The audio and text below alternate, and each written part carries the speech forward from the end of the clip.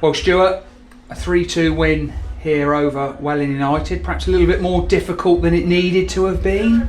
Yeah, I think at the end we made it a little bit too much like hard work for ourselves.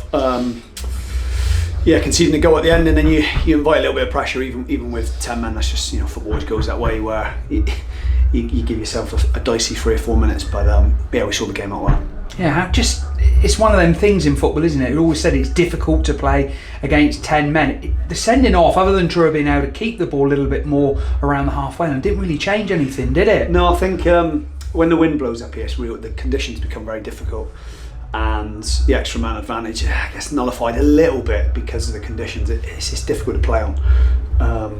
Like you said, there's not a lot happened for a little while, but it's not as important, say, on a normal pitch when you can really dominate. It just didn't really end up like that for us. Go back to the start of the game, dream start again. Conor Riley-Lowe, he's becoming pretty prolific in the opening 10 minutes of games on Saturdays, isn't he? Yeah. It was a good goal, actually. I think a good vision by Dino. I think slide the ball down the side and Dom's the to get on it, and then get the cross across the box, and that's what you want from your wing backs coming at the back stick. So pleasing that he's started to find a bit of goal scoring form. Yeah. Did you feel that the... Sorry about that. Deborah's just eating his crackers again mid-interview. Do you think that the second goal, that if that had have come, may have seen a different outcome? It didn't, then they got themselves back into it, didn't they? Yeah, I think we felt if we could have gone and got a second, that might have changed the way the game panned out.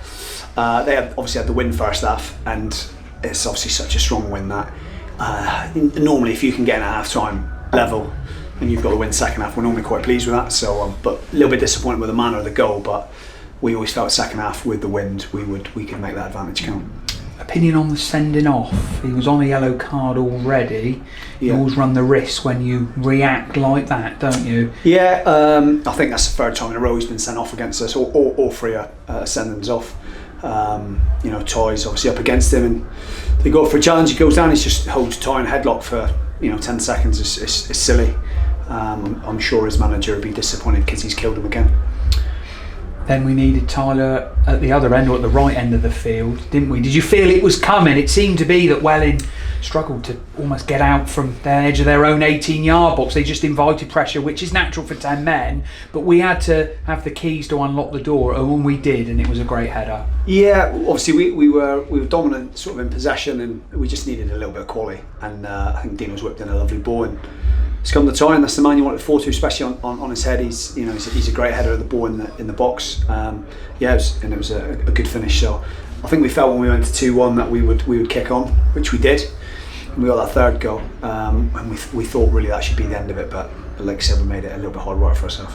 You're going to probably look back on the overall performance, and there'll be things that you can pick out of that we could do better. There was things we could do well, but is it all about just results at this stage of the season? It'll go in the ledger as a 3-2 win, no matter how it came about. Yeah, I think when you get into the last sort of 10 games of the season, it's just about getting 3 points on the board. So there are a few things we know we could have done better, and we spoke about that after.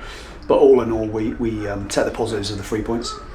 And we move on to Chippenham on Tuesday night, which will be another difficult match, and logistics of an away game on a Tuesday night as well. Yeah, they come thick and fast.